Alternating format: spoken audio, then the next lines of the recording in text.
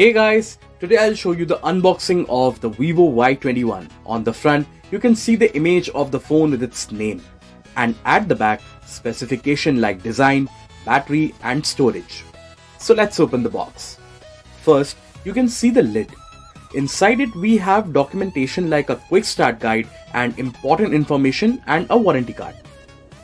Next, we have a silicone back cover which will protect your phone.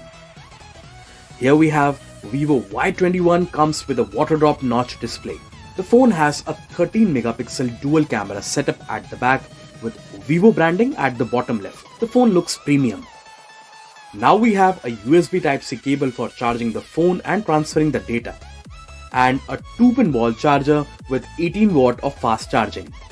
At last, we have a SIM ejector tool. So guys, that's all you get inside the Vivo Y21 box. Thank you so much for watching this video.